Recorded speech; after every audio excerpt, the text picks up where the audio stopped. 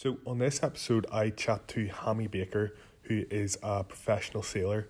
We cover Hammy's journey from a young age into sailing, including some core memories with his parents on Strangford Lough and how they actually shaped his future career decisions. Then we get to chat about his solo sailing career and the craziness that goes on in that world, which was completely new to me. Hearing stories of how to survive on sleep in 20-minute bursts and trying not to destroy expensive boats in the dark. Then we also talk about some of the challenges on living that lifestyle in terms of living contract to contract and being away from home. It was really good to have Hammy come on and share his experience as a professional sailor, as it wasn't something I knew a lot about. So I hope you enjoy, and I'll catch you. Marine and the coastal sea, aquatic life and everything in between. So sit on down and take a seat. Coastal catch-ups with the stampede. Hammy, thanks very much for coming on the Coastal Catch-Ups. It's great to have you. Yeah, well, thank you for having me, Sam. And that I know you suggested getting out in the water. That I think we made the right call being indoors tonight. Yeah, you said about if we'd been on our Drascombe lugger, we'd been wearing oilies, and I'd say the sound quality would not have been as It would have been as might good. have been good content, but it might not have been great to listen to. Yeah, exactly. So I wanted to start by asking you, Hammy, how much do you love sailing? I probably get a lot of my friends nearly wind me up, or especially even Lisa. She would probably think she comes second to it sometimes, I guess. But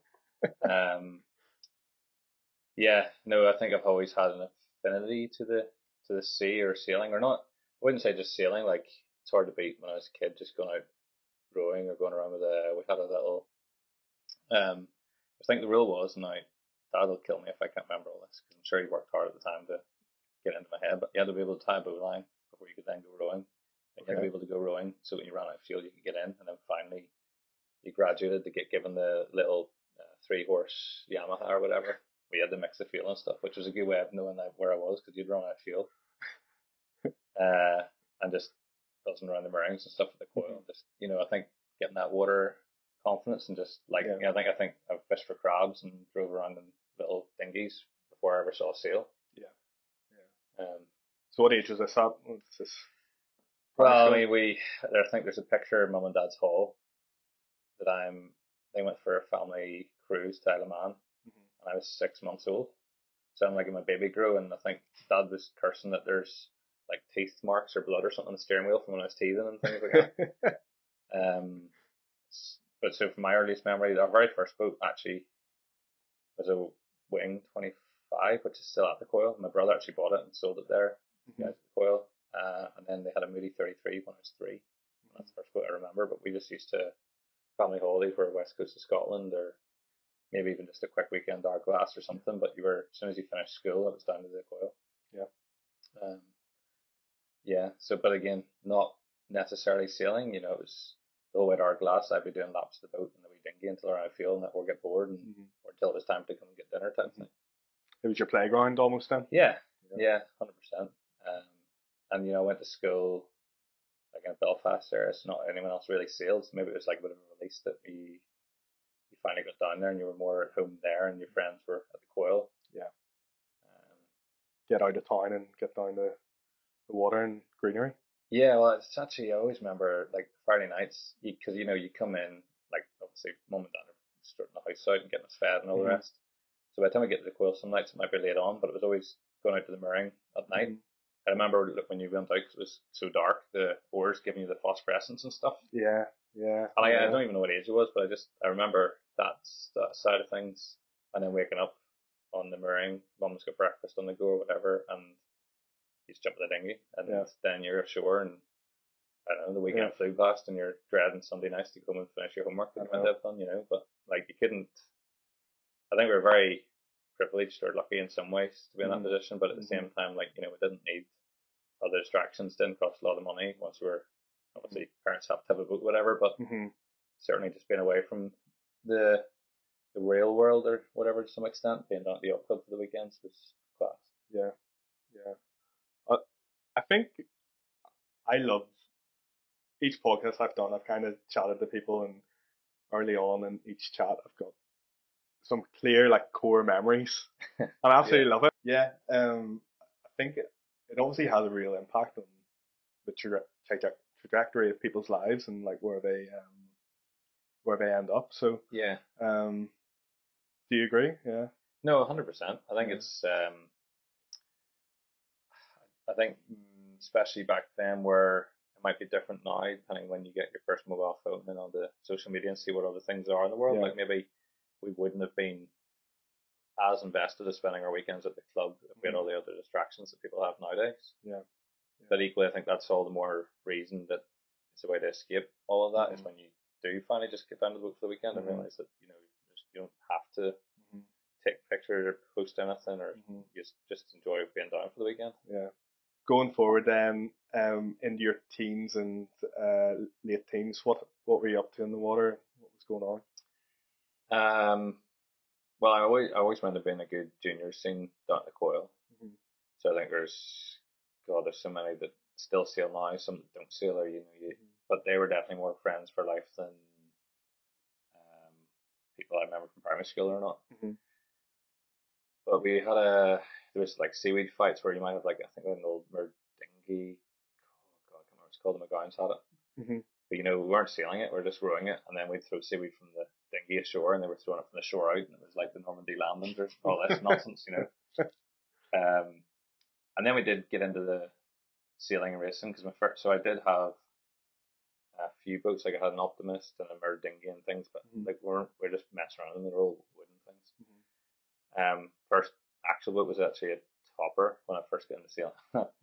Yes, Christmas actually. I remember I think Mum and Dad laughed at Christmas dinner in it or whatever, but Santa brought me a first topper and it was I called it pink and they called it magenta. Right. Apparently, but it was pink anyway.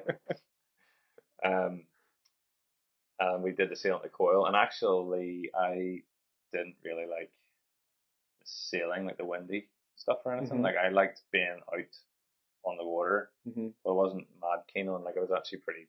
I wasn't under the whole capsize stuff, I think a lot of kids are to start with, but I was probably surprised myself where I am now, considering how cagey I was about it at the start. But I loved it so much that I just remember Dad saying, "You don't ever have to sail or race the boat, but like we can't own it if you're not going to use it, so we'll sell it." And I don't think they were ever going to sell it. I think it was just that was the ploy to make sure that I think every time we launched, I'd come back in tears or didn't want to go out. And he wouldn't push me, but he'd say like, "That's fine, like you don't need to, but the boat is going to get sold if you're not going to use it." And that was me to right. Well, I'm going to have to grin and bear it if I want to keep this thing. Yeah. Smart move by your dad. So your mum and dad were actually involved then in the sailing scene, junior sailing scene? Yeah, I mean, from memory, so Dad would normally drive the workboat, I guess. He was sort of tinkering around, making sure that was out, and we would do all the regattas. And then I remember different parents, like Brian Crawford and stuff, might give us okay guys, we're going to go to the Narrows, there's lots of tide, so tide works like this, and they've got the whiteboard or, sticks on the ground.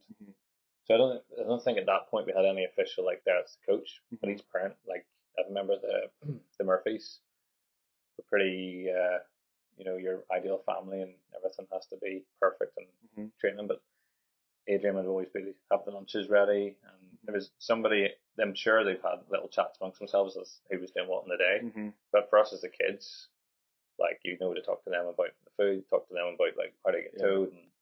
There's a session that we're going to tow, so you all need to know how to tie a boat line because like how else are we going to get you there? So there's lots of I think the parents invested a lot of effort and time into our sailing. I think for sure, and I don't think would have been as successful. So it wasn't that it was the high quality bringing all the top coaches. It was just more they were really ensuring that we were doing it for the right reasons and enjoying the day rather than trying to tick any boxes. Yeah, the best volunteers. And facilitating that as well. So and I think they still on the way down. Like I still remember there's a few beers or a bottle of wine and stuff. Like it's not exactly like they were torturing themselves to do it. But it was definitely more for us kids at the time than for them. Yeah. You might be doing that now soon. you? Yeah, I don't Could know. be on the Well, cards. the scary thing for me is thinking the price of boats and stuff. So I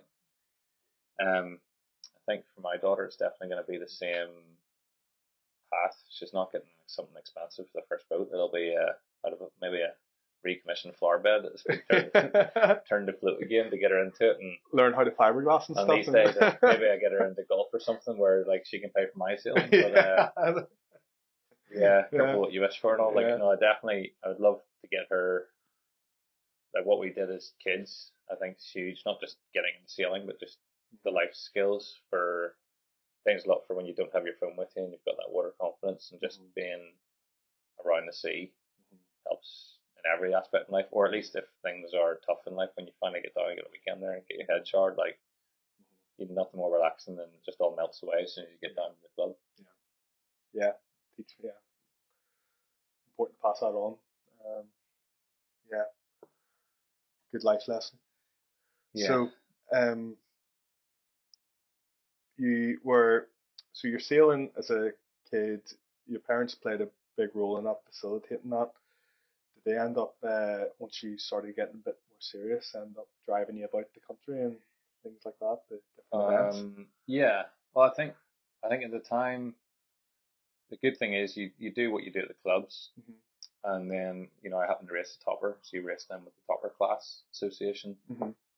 And there might be an Irish Nationals. I think the first time it happened was like, the Irish Nationals are like at Stratford Lock or something. So, well, we better go to that because it's close. I wouldn't say we were going all the way to Cork or whatever for my first year or two. But we do those events. We do some of the travellers. And then, I think also mum and dad got pally with some of the parents. And then other parents from the club travelled. So now you're kind of going as a little team. And actually, probably a standout event was we went to the Topper Worlds in Carnac in 2004. So I was 14. And I think we must have had at least a dozen sailors from the club, but then every parent. And then there's people there I remember being club members. I'm like what are you doing here? You don't actually have kids. So like it was a full club on tour situation, but actually it was class. And I actually still remember some random memories. Like Liam McKeaton I thought he was wearing his flip flops in the evening, but actually it's such bad sunburn you could still see the lines from it and stuff. So like it is a fantastic event.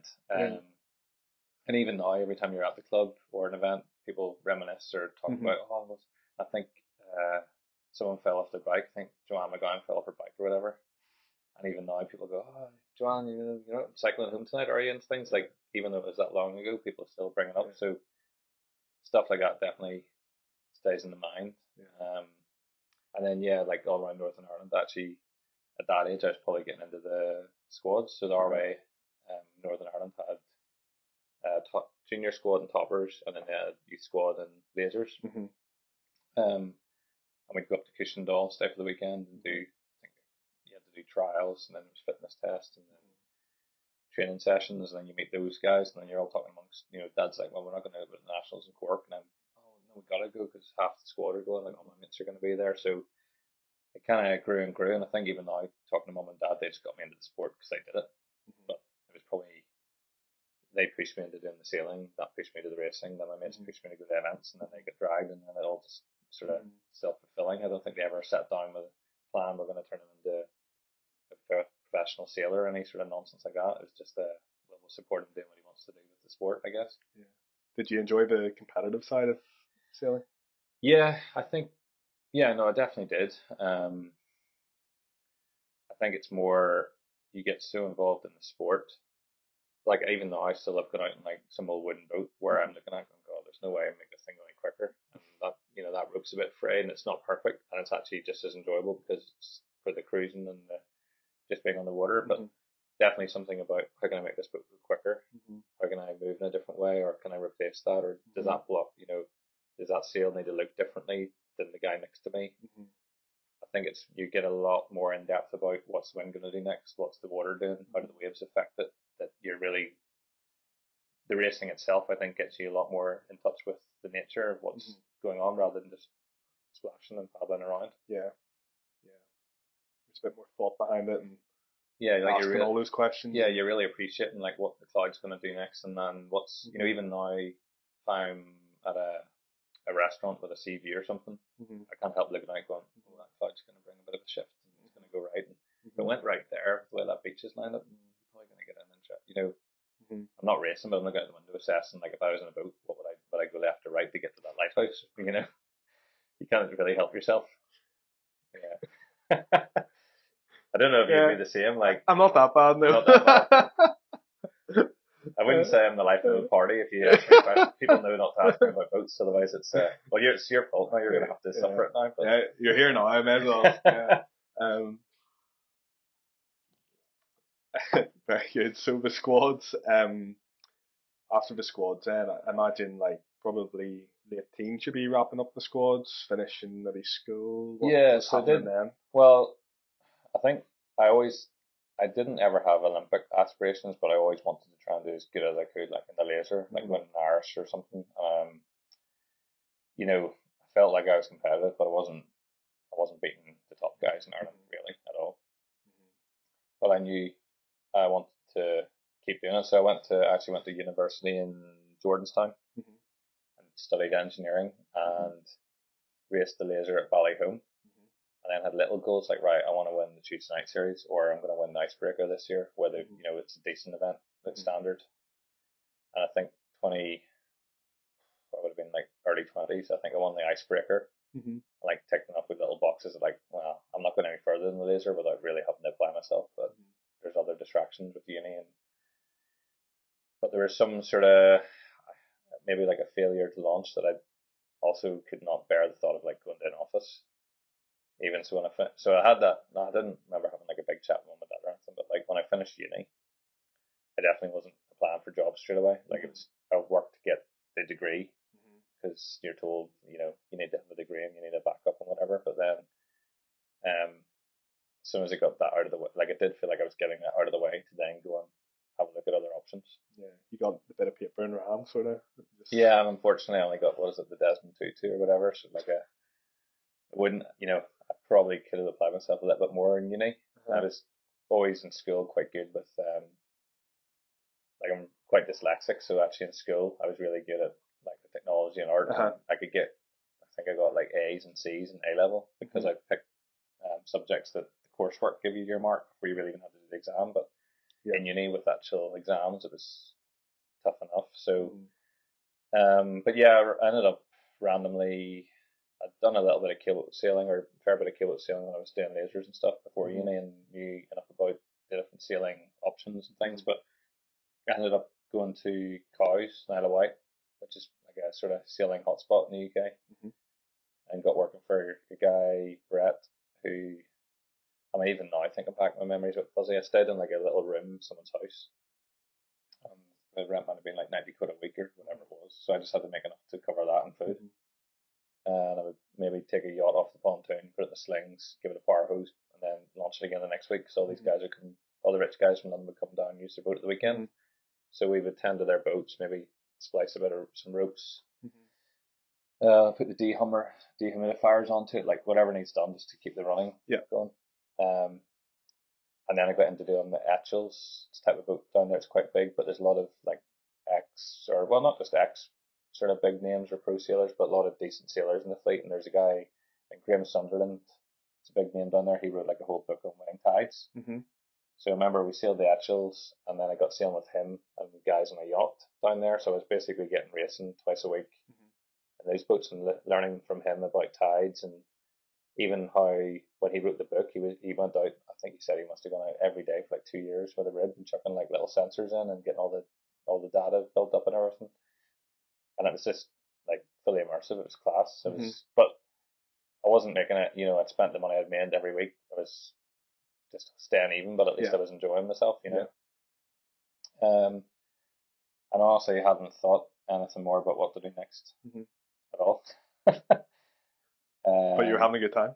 Yeah, but it was good because you meet people, or you see a different perspective, or the Etchells are class boat to sail, and then someone's like, oh, well, if you like an Etchell, you like the Dragon, so I went and did an event in the Dragon. I was like, this thing's crap.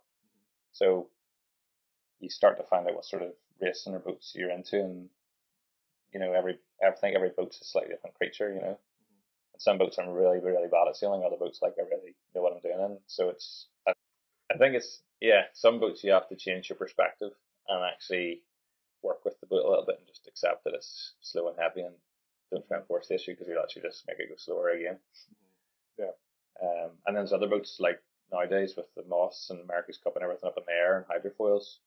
I've not done enough of it to have a real valid opinion, but it's like, I don't know if it'd be the sort of sailing I'd like, because it's like the tactics and everything's completely different. You know, like you want to limit the maneuvers, whereas I like the sailing where you're doing tons of maneuvers. You're trying to beat them out of thinking better than them or outsmarting them or better maneuvers. Whereas even if it's the right tactical choice in some of these new fast boats, like the tack or the maneuver itself so costly that it's nearly worth just going the wrong way, at least if you're going fast and stuff. So it's different sport, nearly. But yeah, so I didn't. I kind of started getting a bit stuck in cows, and like I did cows week, and I think we won the IRC nationals in that. Your man, it was a guy, David Franks, about straight dealer, JPK something or other, and we won the nationals. So like I felt like, God, I've actually done okay, like done all right as an amateur sailor type level stuff, you know. And I was thinking, like, I'll go home now, get a job, and sail for fun, and I've got enough out of the sport. So what happened then? Well, I think what happened was like, so I got quite friendly with the guy Rob Bunce, and there was the Artemis. So there's a Artemis Academy for offshore racing, basically, and they were having their trials. And Rob and I were sitting in the Pier View, which is a pretty famous pub back then. I don't think it's even there anymore, but said, well, sure, we'll go do the trials, because I think it was a Monday to a Wednesday, 3 days, whatever, and it was in Cows and in Pool. So like, yeah, we'll apply anyway. So I don't know how many people apply. I mean, but there were 6 of us invited to go into these trials, like the in-person part. So we arrived, did like, okay, pretty standard. We're at like a S&C gym, did a fitness test, some stuff in row machines, press ups, whatever. Okay, cool. What's next? When are we going to do this sailing stuff? And they had some weird quizzes, like you could redo your GCSE exam, right? And if you whatever grade you got was worth X points, or you could go and stack, I think they had carpet tiles in like a sail bag, and you had to move it from one side of the gym to the other. But every time you did that, you get like 50 points. So I could just do that all day and get tons of points, or I could do like one Yachtmaster theory question, get it right, and get like say 200 points. But the whole point of it was, if I'm asleep, I'm not making points. So they never told us don't sleep, but they did say, like, if you want to win these trials, you probably are better to just keep going. So the test was actually about how do you perform like sleep deprivation and stuff, and like what okay. So I think we got into this thing where I was like, right, well, I'll sleep for 20 minutes. I'll wake up, move the carpet tiles, do something, and go to sleep for another 20 minutes. And then someone else just powered through, but then they were like toast. Like the last day, they were just bumbling around being no use. And other people actually were like, right, I'm going to bed, I'll see you in the morning. So if you haven't already, make sure you subscribe to the Coastal Catch Up newsletter, where you can keep up to date with all the new episodes. You can do it at www.coastalcatchups.com. Now back to the episode. And how long did this last for? Sorry, 3 days or something. So I think it was. Did you know before you even arrived? Did you know this was part of the process? I can't remember what the way the application worked, but I remember when we got there, we had like the briefing of, this is what the program's for. This is like the end goal. Is there anyone who wants to tap out now? Type thing. We're like, sure. Like, I mean, I only ever did it because it was just a really cool thing to try and do. If I'm honest, I hadn't really heard of the type of boat or the race or anything about what was the next stage. It was like kind of learning on the job, sort of. But then, so the trials were great. There was things like team building. There's other bits where like you were really trying to screw each other to beat the other guys. And then finally on the last day, they took us down to the Figaro's, which is it's a Veneto Figaro. So the boats were famous for a race that was sponsored by the Figaro newspaper. So that's where they got the name. And we sailed them back from Pool. Oh yeah, we got to do a sea survival course in the Pool lifeboat station, which was pretty cool. As part of the test. So we're all completely fried. And they just power hosed us in a life raft with like a wave machine on for like 2 hours. Just to completely ruin us. And then we sailed the boats back to Cows, and honestly went back to the Pier View absolutely wrecked. Had whatever dinner was and a pint with Rob, and thought that was class, that was great fun. But then just carried on like normal. And then I got the invite to say, like, you and Rob were actually, I think there's 3 of us from the trials, Mm-hmm. got invited to join the program, but there was another one or two who were like they were invited. They might have come like runner up in the trials the year before, so they were invited as like. So we ended up with like 4 of us, and they sort of brought us in and said like, so this is the program. If you want to take it, we're gonna take you from now till Christmas. So this is September time. Yeah. Training in cows, and if you do well, the end goal is we'll give you like a contract, like you get a boat, you get the campaign for the year, all paid for. If it doesn't go well, you've had fun and see you later. So we did all the training, and like I'd sailed loads of different boats. Like I'd sailed lots of single-handed stuff in terms of dinghies. I'd sailed lots of keel boats with crews. But all the stuff we did in cows was two-handed, and I thought it was like the most fun I've sailed in boats. Like with 2 people is like the perfect mix, because you can still push the boat hard enough having 2 people on board, but it's a whole different ball game when you're actually having to do a bit of everything rather than just trim one sail or just drive. And then at the end of that, they just said, right, you 3 are like your boat is number. So I had 23. So then it was sort of started setting. It's like, right, you've just been given like 30 odd foot yacht, and we had to sail to France, and then that was it. Like your whole year's planned. Like you're going to go to France for coaching. The races, there's like 3 or 4 races throughout the year, but the big one's the Solitaire de Figaro. Yeah. It's like a month. It's like a Tour de France style, like a month long race, stopping at different ports in France, Ireland, UK. So it was all like, God, well, how do we get ourselves into this? But then I just went with it. It was actually definitely probably when I learned the most about sailing and myself, because now you're living alone, and even like, so when you race the Figaro, you're completely alone. They're like single-handed offshore boats. So even the training races is like, right, we're going to do a training race this weekend, rather than most sports where it's like, right, 9 o'clock till 12, and then have lunch and you're done, or have a debrief. We're gonna meet the boats, do a tuning session in the morning, do what you want all afternoon, go surfing, do whatever, and then we're gonna meet at the dock at 8 o'clock again, because it should be dark by then. And we're gonna do like a night race, and that might be from 8 o'clock that night, and you finish at 2 o'clock the next day. And the coach just said to it a quick, right, the course is from here round that island, round this island, and back. So it's not like windward leewards or short course stuff. It was just like a navigation thing. So then you learn more about navigation. And the tides and and the weather, and a lot more. When you race a dinghy, it's what's going to happen in the next 5 minutes, what's going to happen in the next 30 seconds. This is now getting into what's the shift going to do in an hour's time, or tomorrow morning, or what time does the tide change direction, that it'd be inshore or offshore for it. But it was, God, I mean, it was, you were just trying your best to keep up, because the French guys were unbelievable. And we could be quite good. I think we were quite good sailors in terms of starts and tactics, and could, probably give them a good nudge boat for boat. But the concept of like, you have 3 days, 3-4 days to race, but you're on your own. So like, if you want to sleep 6 hours, you crack on, but you're going to wake up in the last place. If you don't want to sleep, good idea, but good luck the last 4 days. So it was what do you do?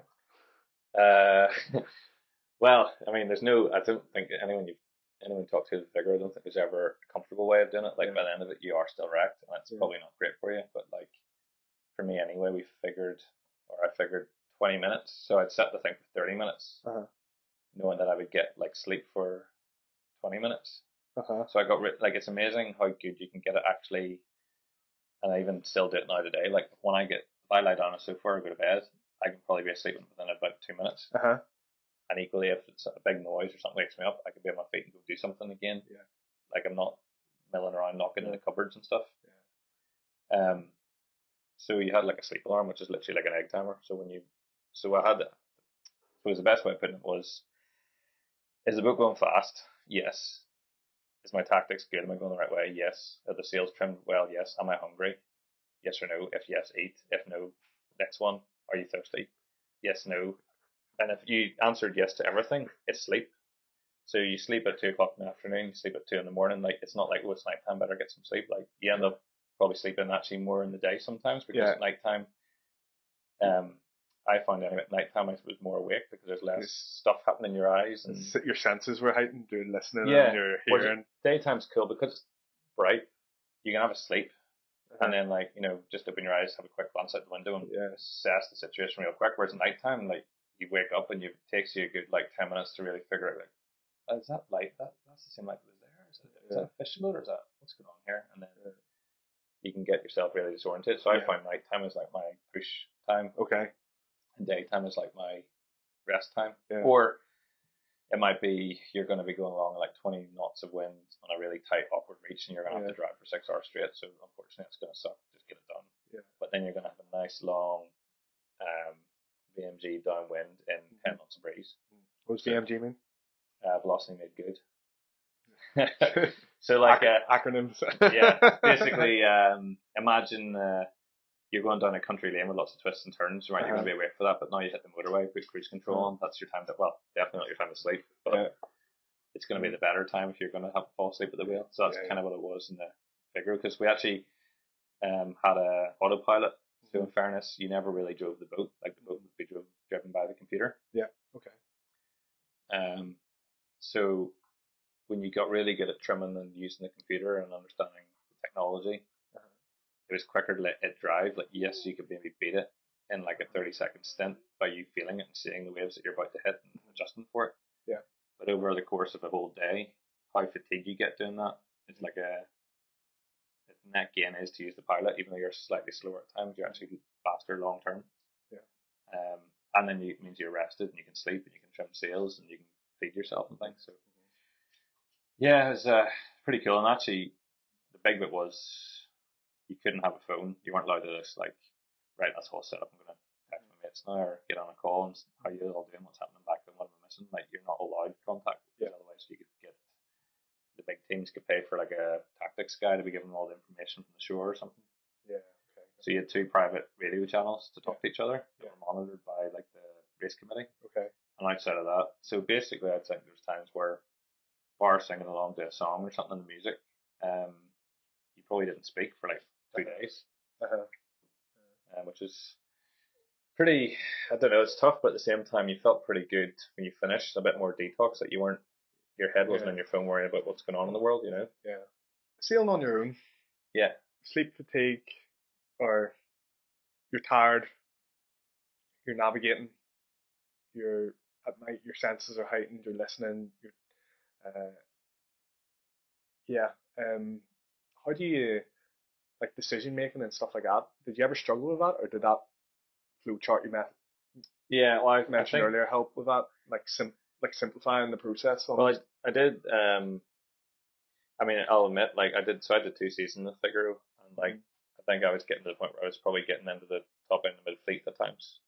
So I wouldn't proclaim to be like I was good at it, but like the standard of the Figaro guys are.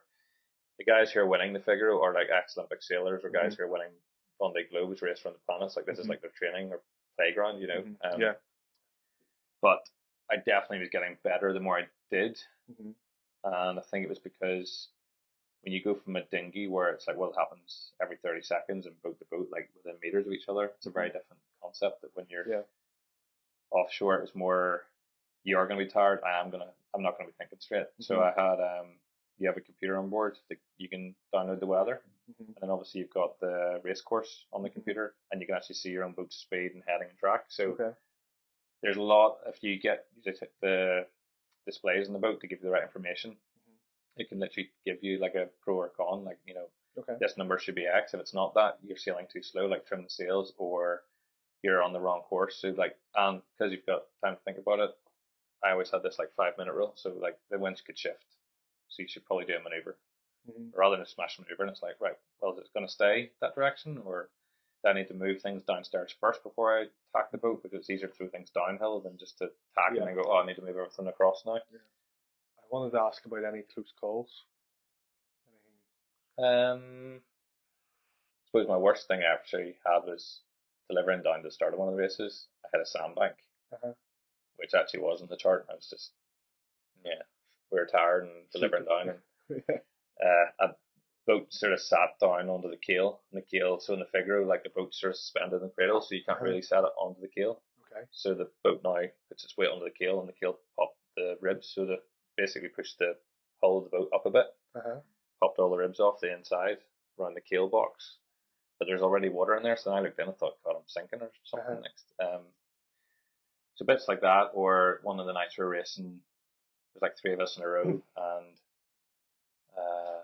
one guy sailed along, and I thought he just tacked the boat to head back out to sea for whatever reason, but I couldn't understand why, because it was good where we were. Yeah.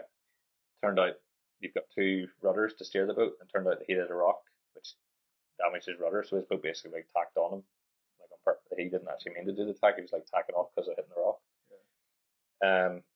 The boat behind me then bumped the rock because I could see like his nighttime. You can sort of hear the rigging and you can see the nav lights do like a shake, so you know it's not he's either hit a big wave or like slammed in a wave or he's bumped off a rock. But I didn't hit anything. But when I looked at the map, like I just the guy in front hit something. I sailed on, didn't hit anything, and then the guy following the exact track behind me hit the same rock he hit. So it's just one of those. Oh, that was lucky, but actually, okay, good gains. But I think there's a lot of that in that class. Like there's a friend of mine, Robin, hit a rock in one of the races. It might even have been the same race because I think he hit it earlier in the day and then did like retire. But I went to see him. His boat was on the hard. I went to see like, right, where's the damage then? And the first thing you do is like look at the keel because it's like, well, if you hit the seabed, it's going to be down below. Rudders look good, keel's fine. It's like, I thought you hit a rock. He's like, yeah, mate. Look, and the front of his boat was caved in. So like he'd hit a rock that was like so up and down that he had enough depth for the keel and managed to like go in the rock. So it's yeah, interesting. Or actually I had a real embarrassing one that I no sails up, not racing, motoring up from the pontoon, and I T-boned the harbour wall in Torquay because I put the autopilot on. I went to put the mainsail up, and the autopilot turned the boat. I can't remember what it was trying to, like what happened if I hit a button or if it was trying to recalibrate and do like a spin or something. But by the time I got back, I could choose between hitting concrete, the wooden sort of post, or like a ladder. But I was definitely hitting something, like I couldn't slow the boat down in time. If you had to choose between them. So luckily I think I managed to just land somewhere between the concrete and the wooden post. And then reversed straight back to the dock in a bit of filler, and away we went, carried on racing. So not too damaged, but most importantly, did anyone see it?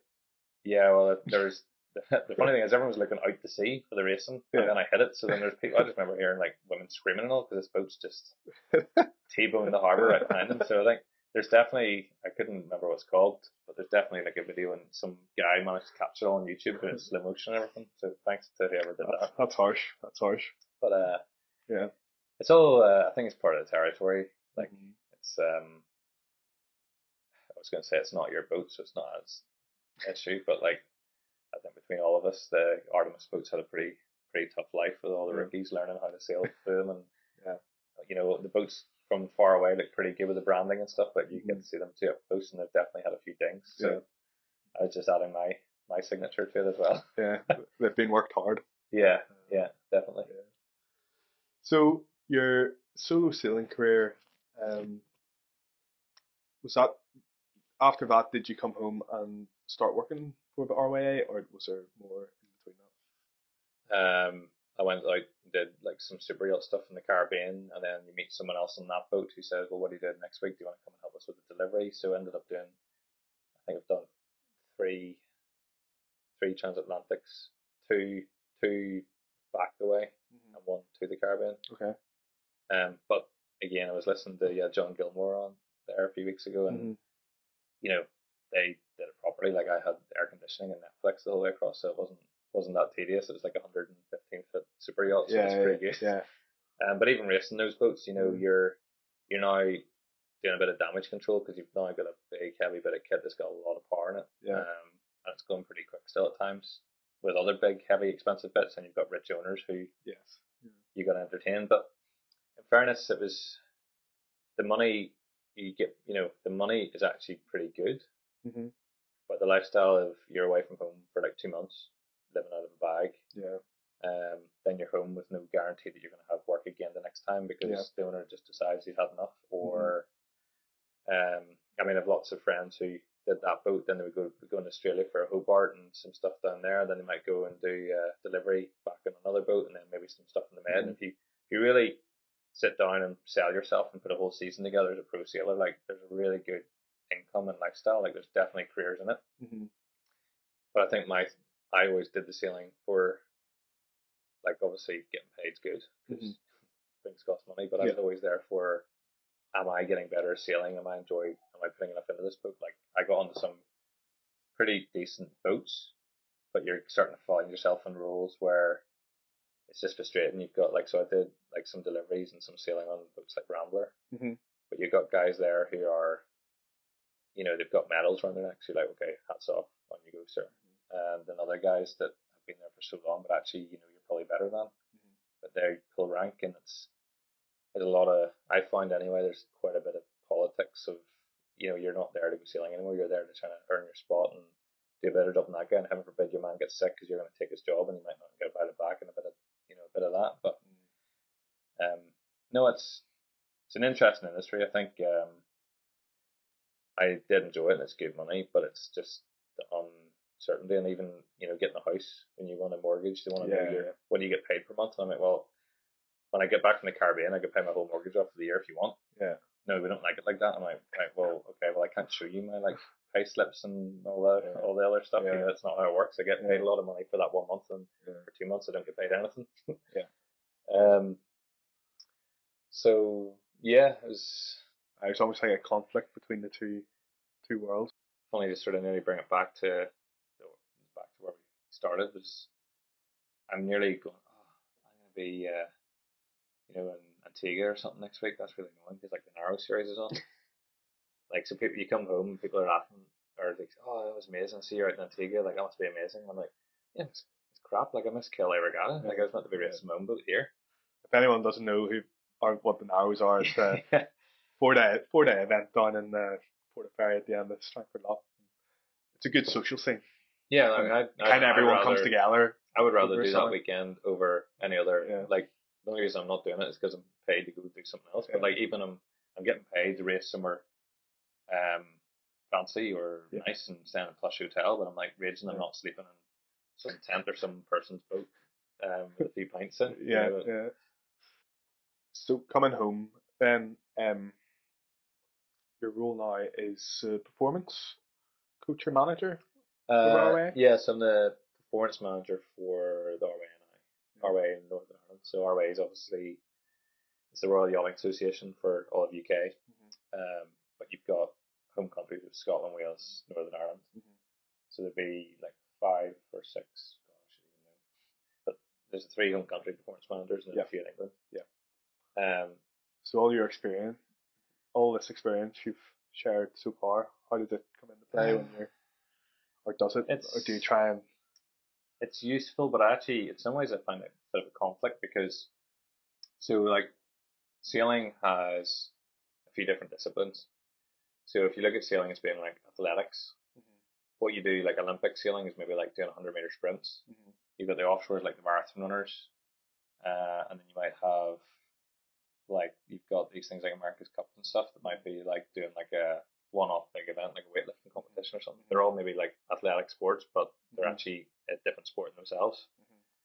And so the RWA's focus is on boating in general, but for the performance manager, our pathways are pretty much geared towards Olympic sailing. So they can, if you're from Northern Ireland in one of our squads, you can compete for IRL with our sailing or go to British sailing team. Which is fine. We're most of our funding sport NI, so they're Commonwealth or Olympic. Yeah. Olympic sailing's not Commonwealth, so Olympics the goal. So that's fine. That's where the money comes from. That's what the drive is. But I do sometimes feel conflicted because I could acknowledge that that pathway to get to the Olympics is such a big ask for most people that you can't really deviate that much. You got to focus on it. But equally, there's a lot of people that go through that pathway who then maybe haven't experienced the other types of what sailing has to offer. So if that pathway doesn't work for them, they drop out of the sport altogether rather than just go into a different arena. Whereas I think I was not lucky at the time, but because I wasn't winning nationals and stuff in the laser flat out, I was doing other types of sailing on the side. Maybe it's because I was doing other types of sailing but didn't win the nationals. So it's that kind of holistic. Are you in it for the sport and the love of being on the water and the sailing, or are you really just focused that you want to get to games? And that's even within work within RWA with the squads. Some of the guys who join our squads, if they really admit to themselves, they don't want to go to the Olympics. I think this day and age with social media and things it's not about going to the Olympics. Or certainly in the past you could maybe go to the Olympics as well as then doing your job on the side. And when you've done your Olympics, it's like there's another nice little sabbatical for a few months, then you're back to work. Whereas now, really, anyone who's at the Olympics, as much as it's an amateur event, apparently, you're definitely a professional sports person. Yeah.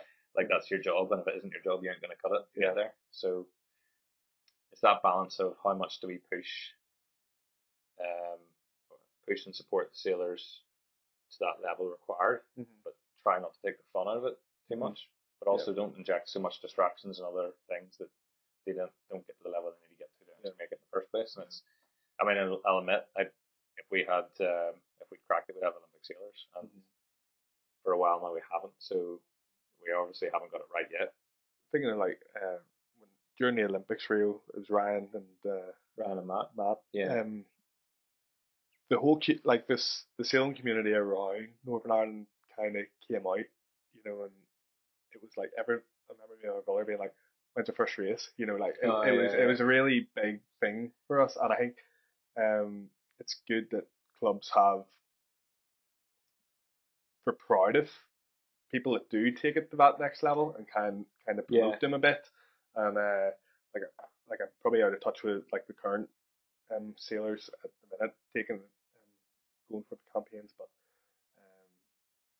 I'd like to think their clubs are again, you know, well, I think proud of them and promoting them, and that's probably, you know, that would actually be a frustration. I think is fair to say is there's so many of our sailors who have been doing Olympic campaigns. Like, so yes, whenever Ryan and Matt were heyday winning races at like international level, like that, I mean, those guys were good when they were good, and not when they were good, but you know, when they were at it. But I would imagine if you went to like even their home club and said, "What's Ryan up to now?" they probably couldn't tell you. Yeah. So I think there's definitely a trend now that a lot of successful people from clubs don't necessarily actually come back to the home club maybe as much as there was back in the good old days. And you know what we just talked about at the start, our parents doing most of the legwork. Some of the sailors aren't coming back, and even when they get kids, they're only coming back then, and that's when you get a little spike where it's good. But